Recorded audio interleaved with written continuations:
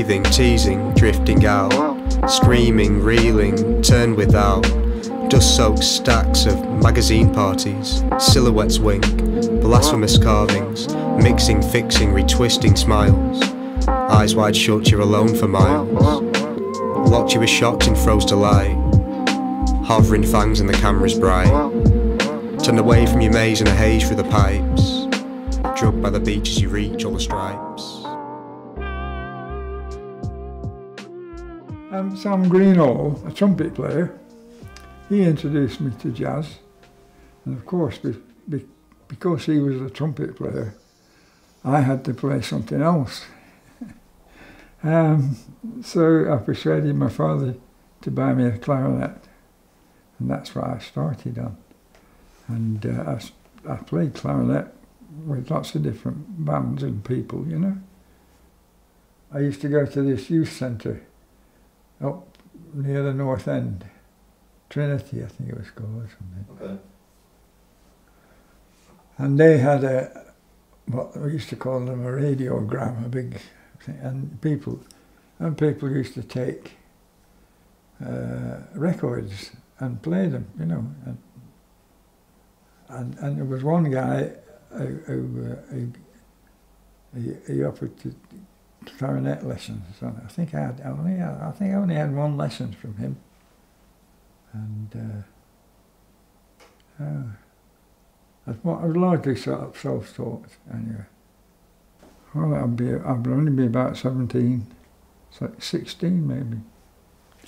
And I was born in 1931, so what does that make me? I know I was 18 years old and I decided I was going to be a jazz musician. That's what I was going to be, and that's what I have been. Not so much the different rhythmic things, but it's more creative. If you're playing, most jazz musicians and bands, they don't play from music. Even you know, they've got it up here. Music's always been a part of my life, I guess. Ever since I was growing up, my mum and dad have always been really into music, stuff like happy hardcore and garage and Wigan Pier, that sort of thing. My earliest memories of music were hearing those sorts of tracks from my bedroom. So at night times, when my mum and dad would be downstairs having a bit of a session and a bit of a party, we'd hear these songs pumping through the ceiling. And eventually we worked out that what we could hear was mainly just the beat because it was pumping through the ceiling. So we just started rapping, started coming up with these raps over these beats, and that's sort of where I began. I was actually hitching to a festival down in Lincoln, and a couple gave me a lift, and they lived in Tarleton, Alan and Sheila, and I stayed with them for the festival, drove up, they dropped me back off here, and then they contacted me back through Bob Harris on the radio years ago. Very strange, yeah. Funny days then when they gave out a phone number over the radio, but that was like early 70s. And then I just kept in contact. I used to hitch down for gigs, and then eventually just moved down here. Preston was great for me because, apart from meeting this couple, and they were great and into the same music as well as me, where I lived in Stranraer, the boats come from Ireland, and Preston was the first hub. So the trucks came here, and then they were changing over. So getting a lift to Preston was so easy. It was like, there was no problem. Back in 72 and that, the Guildhall had just opened up, and back then everybody played there, so it was fantastic. Plus it was very central, you know, Manchester, Liverpool. It was just right in the centre. For me it was great position. In terms of learning music, I kind of got into it fairly early because where I grew up, well, I didn't grow up in the UK. It was a prestige project of my parents, as it was with very many people who were born into the middle and upper classes around me. If it wasn't music, it was ballet or some other suitable pursuit. So I began early. I began when I was 3. Now it helped that I enjoyed what I was being pushed into. But, you know, like very many trophy children, I was expected to just play for enjoyment, play up to a dilettantish level, and that was it. Writing my own music, now that was a different thing, because I was fairly exposed to video games at the time. The Nintendo Entertainment System, which was out in the 80s, wasn't exactly popular in the UK, but it was certainly popular in Asia, where I grew up. And we were all still playing the NES right up till the 2000s. I certainly was. And I remembered a lot of the tunes from those games. Well, you just go in, because, you know, before, when I started playing, it doesn't matter how old you are, because people at that age, in this sort of mid to late 70s, people were 14 were in the pubs, because that's where the music was. So it's not a case of you just want to go to get pissed. That's where the music was. So that's where you were. No, it's all organic. It starts if you find out about it because the music press, and then you listen to John Peel, and that's it. That's all you've got media-wise, and the rest you have to make up yourself. And various entrepreneurs in every pocket of England would become managers, would rent out clubs and pubs anywhere they could get hold of. People create their own magazines, you know, they create their own clothes. It's all DIY because nobody had any money, did they? Yeah, I mean, there's everyday reality, and that's, you know, it can be quite grim sometimes. And music is, you know, it's not just an escape, but it can help you engage with it in a different way. Even when I'm in I have tunes if I'm really down, you know what I mean? I have tunes if I want to galvanise myself to do something. I have tunes for, you know, if I'm feeling wistful and contemplative, you know. But it's just always there. Well, for me, it's just always there, you know. It's just, I always have it playing when I'm doing anything. I've always been a listener, really, because I was convinced until I was about 28 that I was going to be an artist, you know, a comic artist, and that's what my father did, and I was quite into it. But then as time went on, I realised my writing was better, so I focused on that instead, really. And then, but there's not much of that going on anymore because I'm doing this. I've just managed to get into a full-time teaching job, teaching secondary school English. Hated it, desperately unhappy. Basically had a nervous breakdown. Just luckily though, the opportunity came up for that job, which wasn't that at all. When I got the job, it wasn't that at all. It was about, I think I was supposed to be some sort of volunteer coordinator or something, or whatever, but it just didn't end up that way. And I think I wasn't even supposed to be programming the venue when I started there. It was necessity. It was just like, I'm supposed to be looking after these shows that had been brought in, but nobody was bringing anything in, so I had to take the initiative and do it myself. And here we are 12 years later, and it's you know, probably the best functioning event room in town, you know, best gig venue in town. The first earliest gig I think I ever did was in Longton, in the village hall. I met up with a trumpet player, well, a cornet player he was at the time. He's still around, George Jackson, but he stopped playing years ago.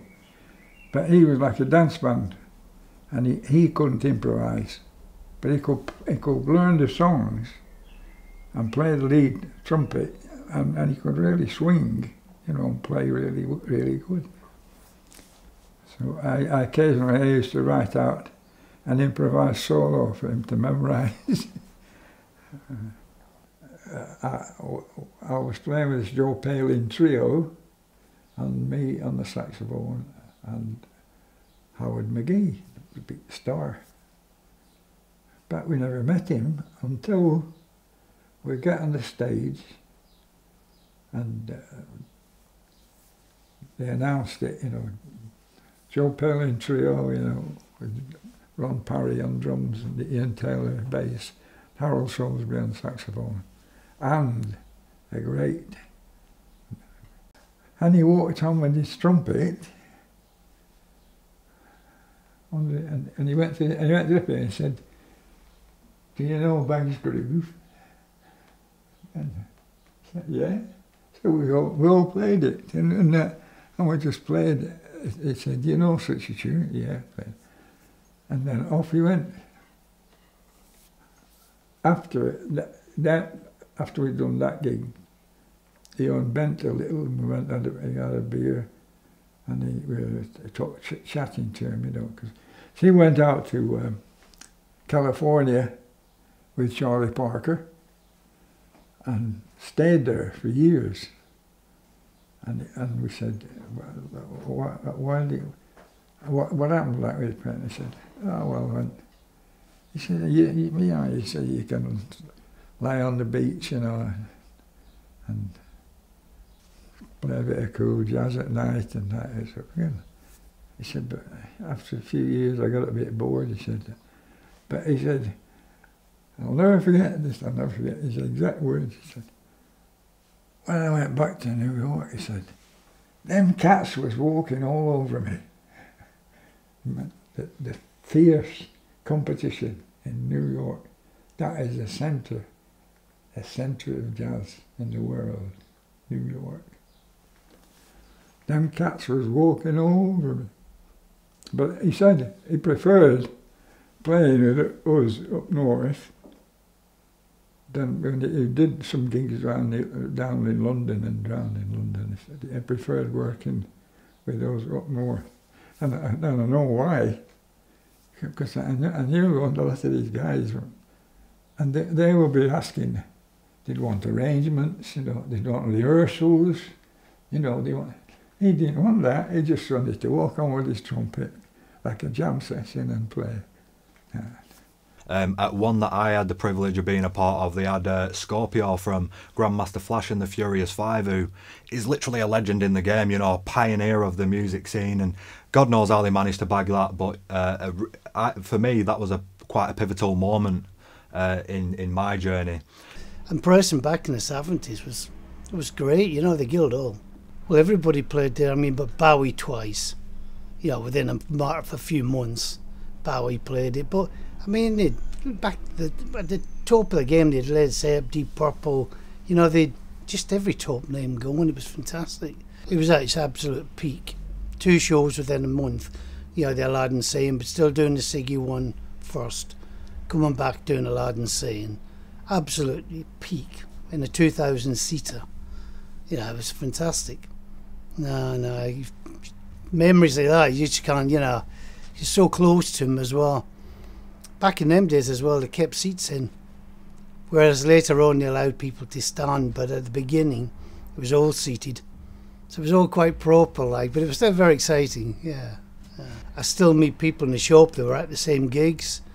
I've made friends from when I moved down here, you know, and they went to a lot of the same shows as me, so there is a lot of reminiscing goes on, plenty. It was in Bartle Hall, and it was my first time drumming with a 6+ piece band that's been going on in Preston for yonks now, The Accused. Some of you might remember that name. How I chanced upon them was that the friend who volunteers here in the Wednesday music group plays with The Accused. And for a while they'd been secure in their membership. They'd been going for years. But then the drummer had to retire, a number of other musicians had to retire. Whoever stayed behind, they kept performing, and then they went from drummer to drummer to drummer, and they couldn't exactly find anyone, so they trialled me out instead.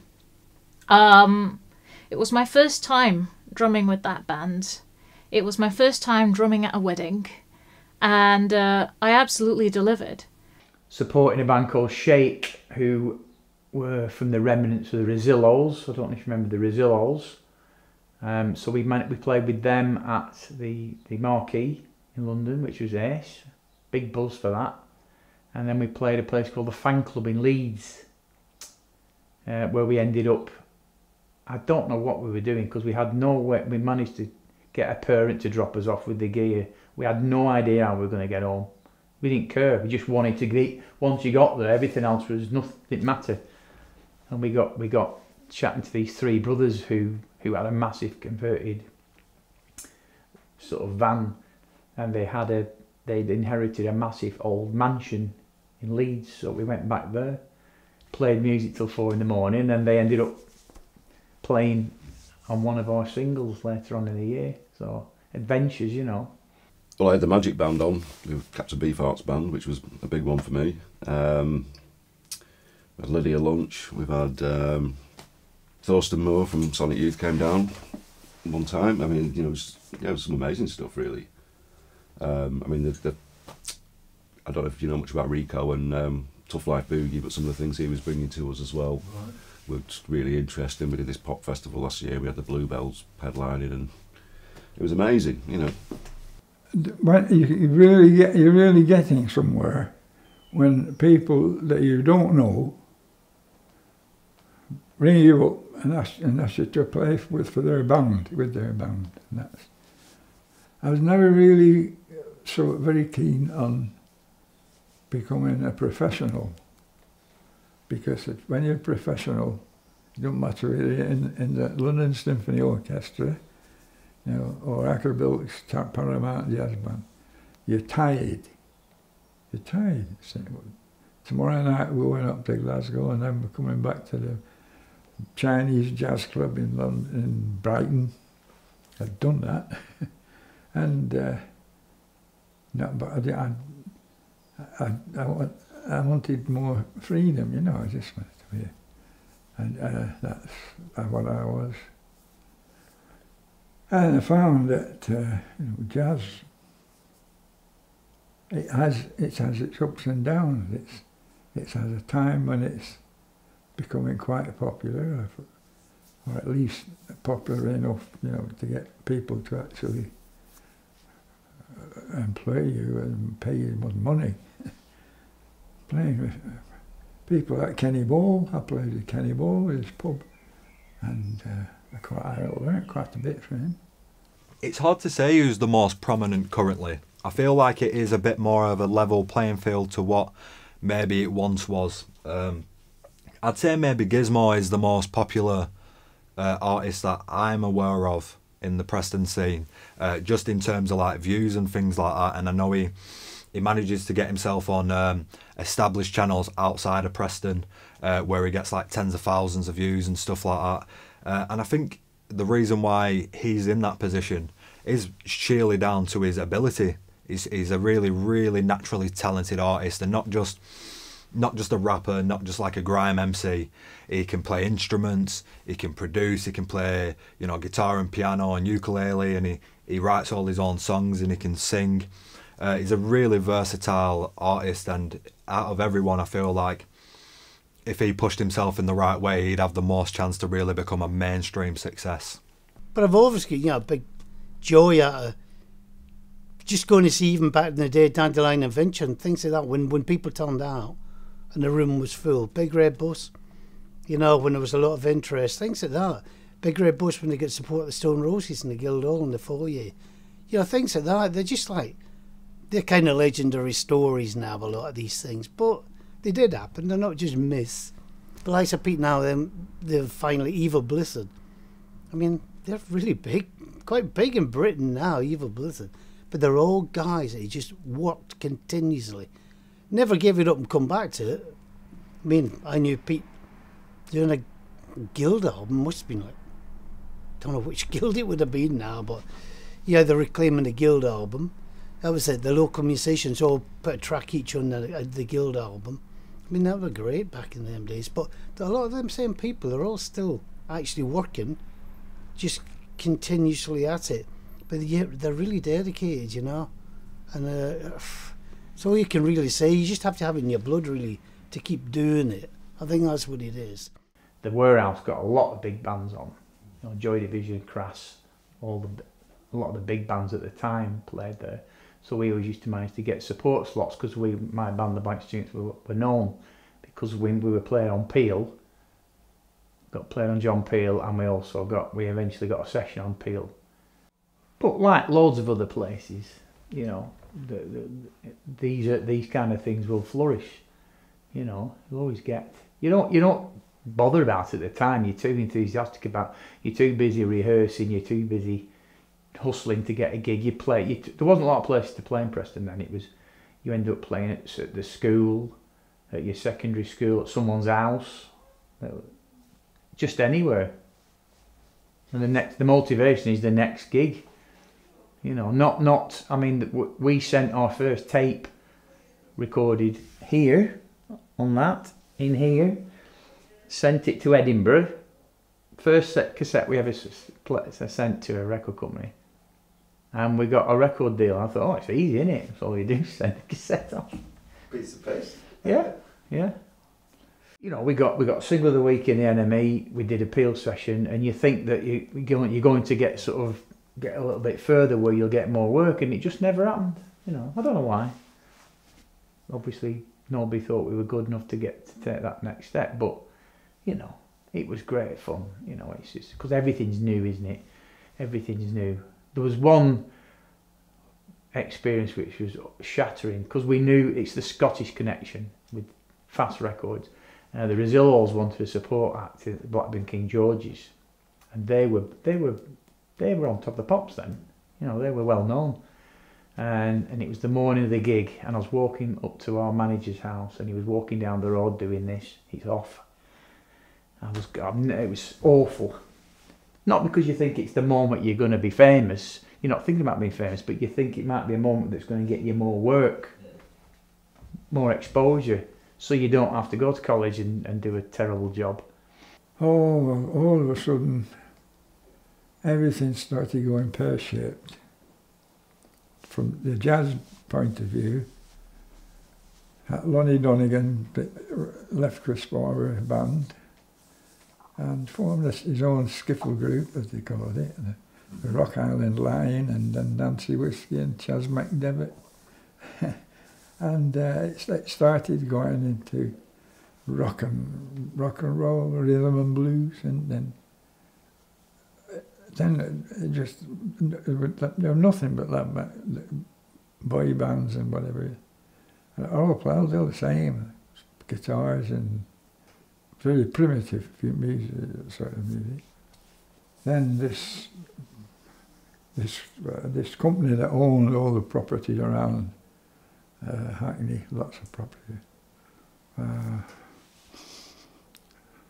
they gave us 28 days notice to get out of this flat because they were refurbishing them all, doing them all up. Gentrification was happening around that. Then my wife got pregnant. That's how we came back to live in Preston. It is tough at times, especially if you are going for, you know, I want to be a mainstream success, I want to be on big stages, I want to be on the radio. These are things that are extremely, extremely difficult to hard to come by. And I do feel like a lot of the time to obtain those things, you have to lose a bit of yourself to be what everyone wants you to be, which is something I've never really considered ever doing. We wouldn't be doing many new things because it's so hard. You've got to be very dedicated to try launching a new act now. It's mainly a friend thing, and I've dealt with the same people, you know, Mark and all these from back years ago when we first started doing the Bill Radleys and then Dandelion Adventure. And then a lot of these bands, Big Red Bus and them, but these people, to be honest, they're actually still creating music. And important music, not just in the bedrooms or anything. It's still quite important. I mean, I felt like there wasn't any opportunities for me to begin with. But bear in mind, when I came to Preston, it was 2013, and up until November of last year, those were some pretty dark times. And if I had not known my way around, thanks to friends who knew their way around, I wouldn't have known anything at all, and I would have believed that there would have been no opportunity for me whatsoever. So to put a long story short, up until November of last year, I was an asylum seeker. I'd recently been given the right to remain. So that meant I couldn't work. That meant I couldn't exactly take gigs.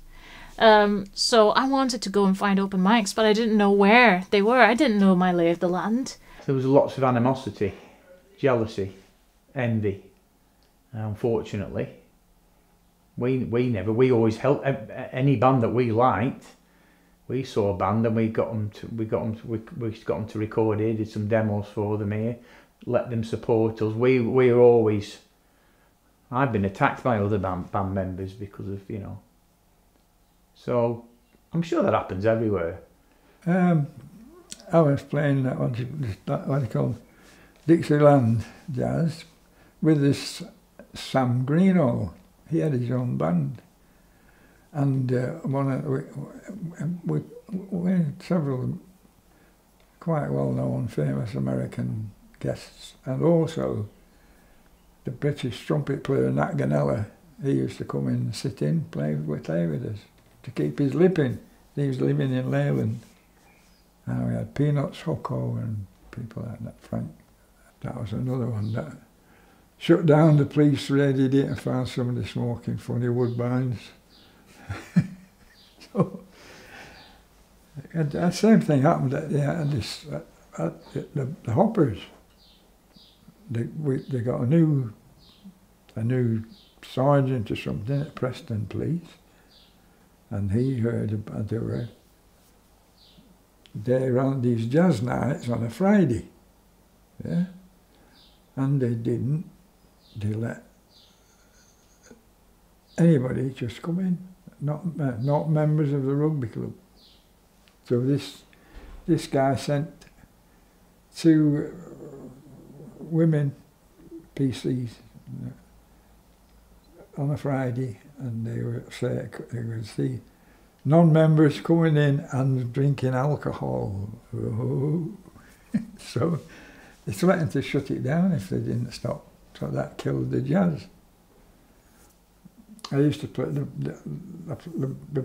one of the best bands I played with them was called Free Parking, and we had a regular gig at the Lamb Hotel, at the bottom of Church Street.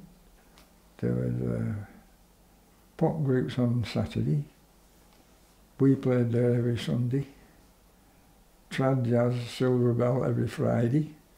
Gary had a band, and he was a very good pianist, although I wasn't quite to their liking him.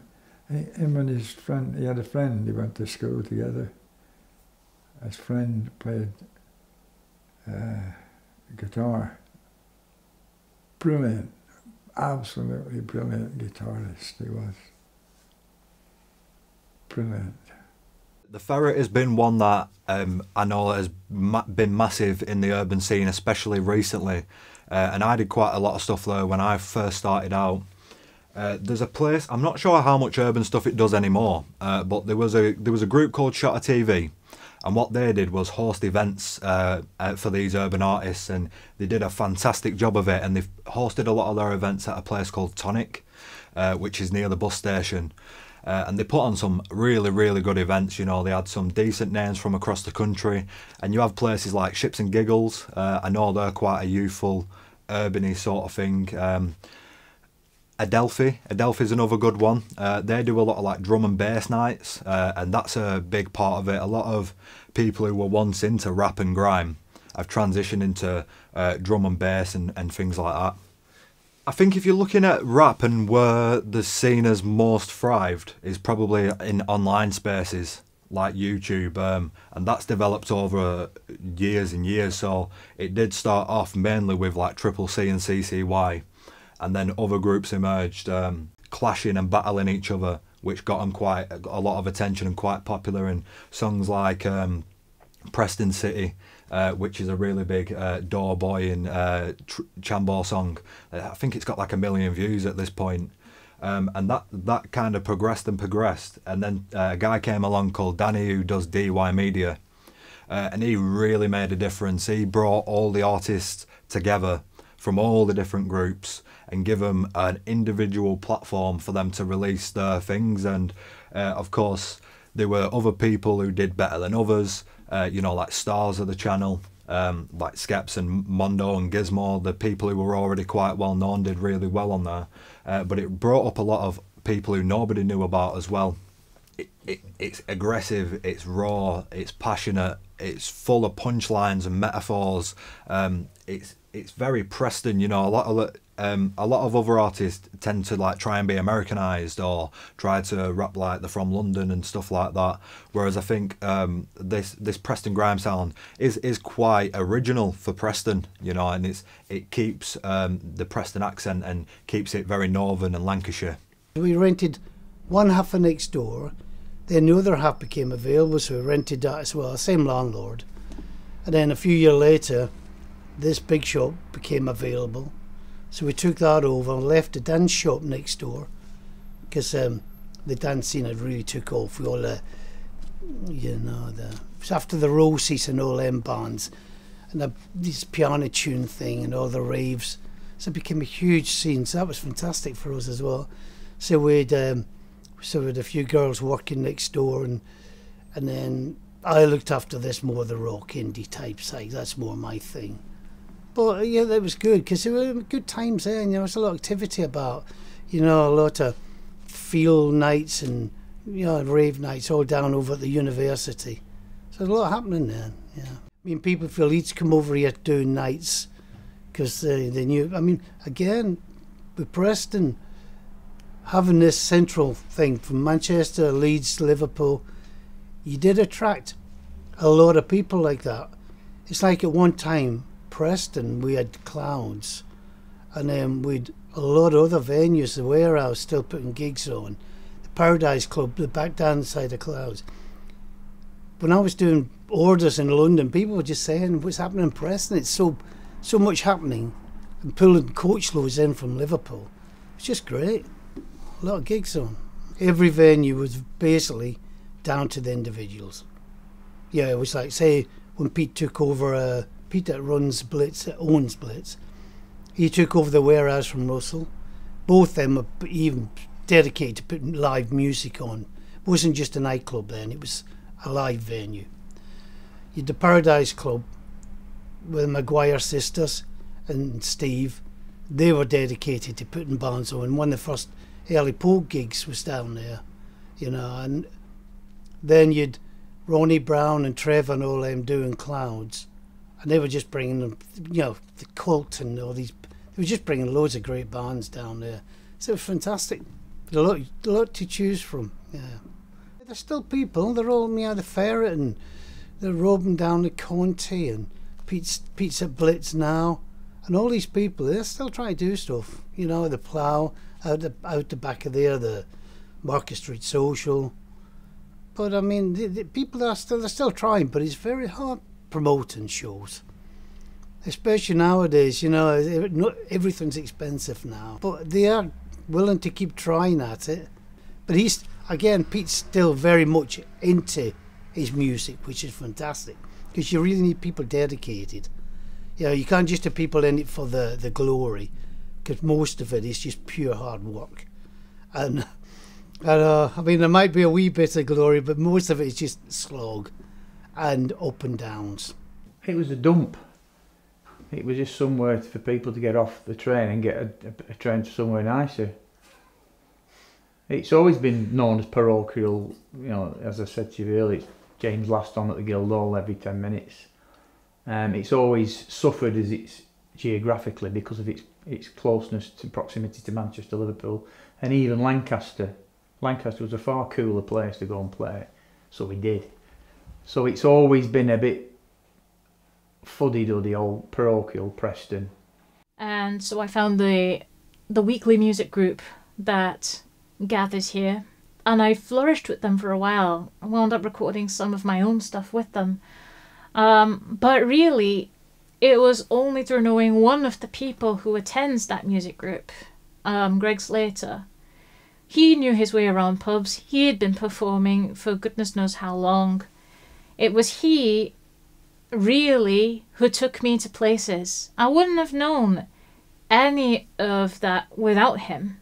And very few venues really advertise themselves. Very few venues even draw people in. And my experience with music groups, unless they're doing an openly voluntary thing like in the Preston Arts Festival that's going on right now, unless they're doing a come and see sort of day, you don't get the impression that they're looking for new people, and they don't give the impression that they're looking for new people. Preston is home for me, and I wouldn't see it differently right now. Musically, I don't know. It depends on the field. Because as it happens, I produce music online. That's where the bulk of my musicianship is right now. I do perform live with bands and on my own, and I am involved with liturgical music. In the way of liturgical music, let's just say Preston is well covered. One of my strongest influences is based in Preston. I wouldn't have it any other way.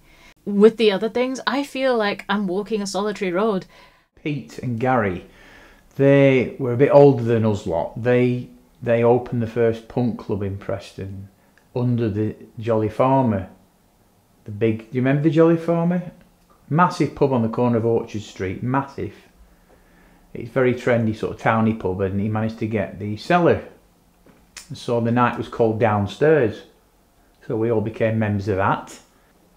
You know, my band played there, loads of bands. We got bands from Bolton, all sorts of bands that played there. What were they called? There's a band from Bolton, and the big hit was Hang Myra Hindley. That was always a big hitter. You couldn't do that now, would you? But it was difficult because this was the summer of '77, where unfortunately the rags called, you know, the Daily Mirror and the Sun was starting to promote the violence coming from the King's Road between Teddy Boys and punks. And then, like most people without a brain, you know, we started getting set upon. We come to the bus station, you get set upon by all the, what they call the soul fans. So because there's too much trouble there, then he moved it out to the Afro-Caribbean club, Gelgos. So that was the next stage. You know, we had some great bands there. We organised bands coming from, there's a band from Edinburgh called The Scars.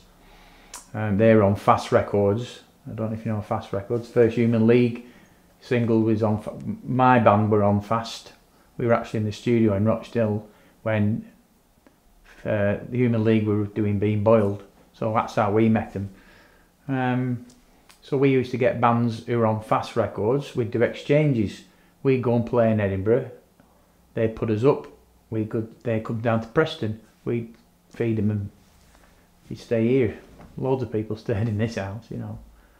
The first selection, obviously, there was lots and lots of young people, because don't forget, there's no kind of social networking. You found out about people by seeing them on the bus. We saw two girls who were punks. We got off the bus and talked to them because they were punks. And then it's kind of you meet up in a cafe. There's a cafe in Preston, and everyone used to hang out there drinking one cup of coffee to last all day because they had no money. The Palace Cafe. It's now Toto's Greek restaurant. It was upstairs, and they had a record shop downstairs where I used to buy really cheap Frank Zappa imports, which are now priceless. They were like imports nobody wanted. So it's all organic. I mean, you know, it's just young kids discovering alcohol and the opposite sex and enjoying the music. It's the music that's... And bands were formed on nights at the Jolly Farm at downstairs and at Gelgos, and then eventually it moved to the Warehouse. The Warehouse obviously was a big central point, you know, a little bit later. I'd say I'm into the scene more now than I've been for years, because in the 90s we had places like the Adelphi that had a great venue upstairs. We had Baby Bird there, what they call Catatonia, Jackie Levine, you know, and I suppose it gets a bit more professional. And with the Ferret opening, I've seen loads and loads of fantastic local bands. I mean, but the difference is that they can all play really well. They've all got loads of money, or they've got rich parents. It's nothing like it was. I mean, they are fabulous. The culture of it's changed a bit, where maybe you have it's more about how good you can play, more as opposed to what you've got to say. And it is a different world, but it's either good or it isn't. And I've seen lots of, you know, certainly at the Ferret, they're putting on younger bands now because they they need to try and get people in because of COVID. They've lost 2 years. There's a few. There's a band called Left. I don't know if you've heard of them. They're playing a lot of gigs at the moment, and they're sort of really exciting. Kind of punk band, basically, you know, but with a bit of a contemporary edge to them, you know. So they're very exciting. Just energy and you know, a bit of anger, you know, sort of slightly unhinged feel to it, and it's electrifying kind of performance, you know. And the lead singer Rick's got this amazing charisma, you know. I think just today, with the way the media is and the way how far to the right the culture's generally gone, I don't think they'd get past the gatekeepers. They wouldn't get on Radio 1 or, you know, Radio Luxembourg even, you know, now. I don't think, you know, you wouldn't get past those gatekeepers. You know, it has to be. I think the approach has to be more DIY and using online now and YouTube and things like that. Unfortunately, I think that's probably the way for up and coming ones to go, you know. Who else is there? I mean, there's Empire Police who are doing quite well for themselves at the moment. I've just organised a big one-day festival with them in June. So a lot of other local bands. Well, we can give them a gig basically, and then and the exposure that goes with it, and we do, you know, fairly good marketing, I think, within the limits. I think there is a lot of sharing in the scene, and you know, it's quite a small world. So you know, you have one band on, and you have another band supporting. And of course, it turns out they know each other. You know what I mean? And then they'll know me sound man already because they've done the Ferret, and so it is quite a, yeah, it's a smallish but you know, friendly scene. You know. And maybe a few other venues, maybe the uni doing a bit more, open to the public, not just for the students. Yeah, I mean it was a major blow when we lost 53 degrees down the stair. The little room up the stairwell blitz is as big as that, so that's no big deal. But we're seriously, that was a tremendous blow. Apart from topping the Guildhall, obviously the biggest, like that was the worst thing. But at least with 53 degrees down the stair, that was a fantastic venue. We had Public Image when Adamant came back and all these. They were fantastic shows. But then they shut it down. Said there was no interest. Which was like, but then again, saying that, you've also got to be trying to get in with the good agents. SGM. You've got to be in the books with these agents to get the bands. I've had loads of discussions with people about this already, because, I mean, obviously you'll have heard about the Amethyst Club. The trouble is those people that went to these, I only caught that at the very end because I only came down here at 72, 73. So I missed the heyday when like Genesis and Van der Graaf, Hawkwind played it. But those people now, you know, they're all dying off now, and it must be really hard to try and find out. I mean, the book exists, so all the stories are there. But even before that, there was a lot of clubs in Preston, and it's very hard to find anybody that can definitely give you the right story about them. People seem to think it was here, or someone else thinks it was there.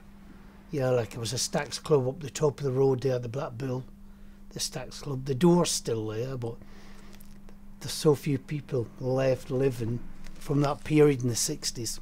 Yeah. You know, when the Small Faces played above one of them buildings. And I don't know.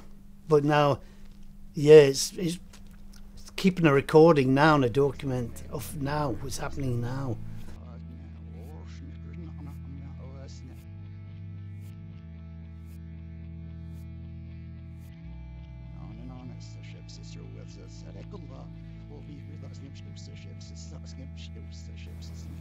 There's a couple of ladies from round Ashton, and they were talking about this, about my work, you know, and I had to do some of this thing.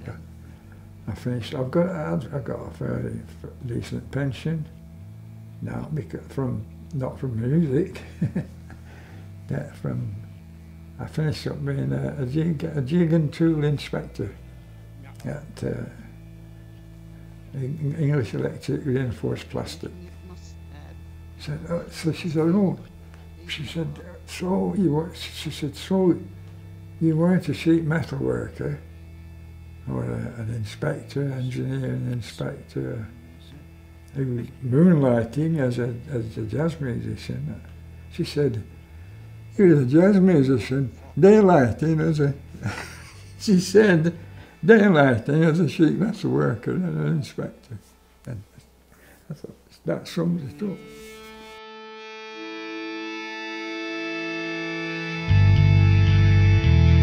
Is off, off, off. Oh, Nipper, no sir, no, no. Kipper, no sir, no, no. Skipper, no sir. Storm of a dozen plagues will break my apart hand.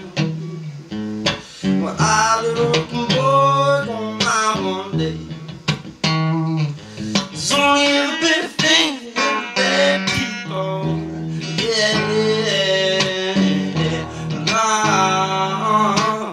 But this is the furthest I could go, providing I can pretend I don't want to know. Stop telling me it's alright, telling me that I can go another night.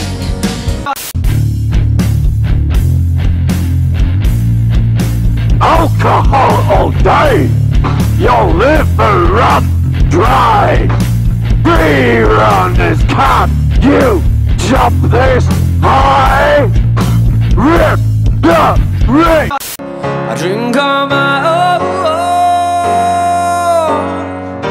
I don't sleep with nobody.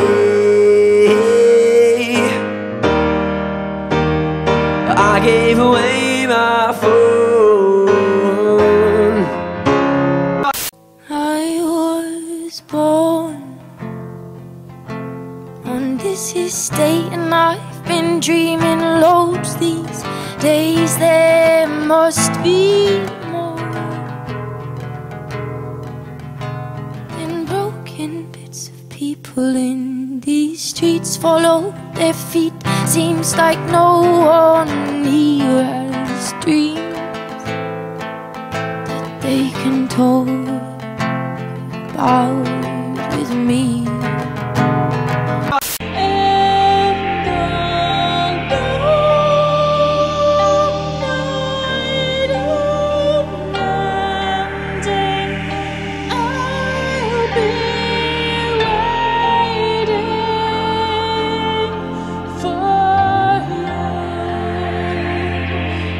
When I was young, grew up on a council estate. Not all of these places we were housed in were great, cause they weren't maintained, so the houses decayed. We got arrested from young if we were out really late. Can't tell us how to behave, that's not how we were raised. It's not down for debate, and we're out in the rain. Tea time comes, mum shouting your name, you're not allowed to be late.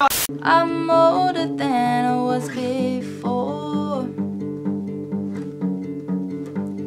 Constellations are growing old while we're reconsidering life. Teenage worries and sorrows galore. No more, no more. Do you like my wings?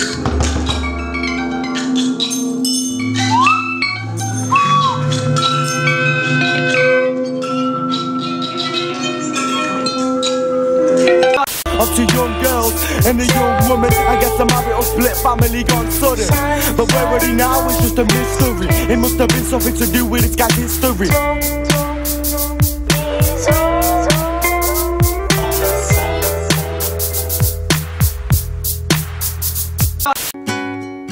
I've been fucked in the ass for peace in the Middle East, and frankly, it's the least I could do.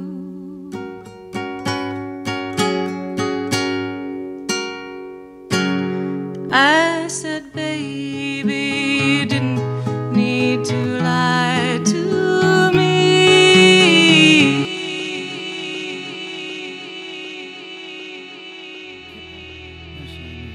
Skipper, no sir.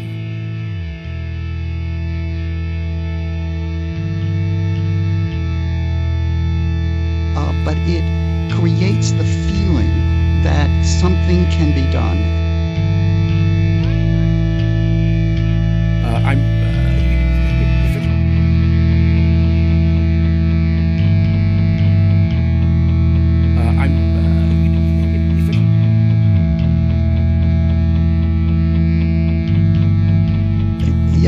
Yes.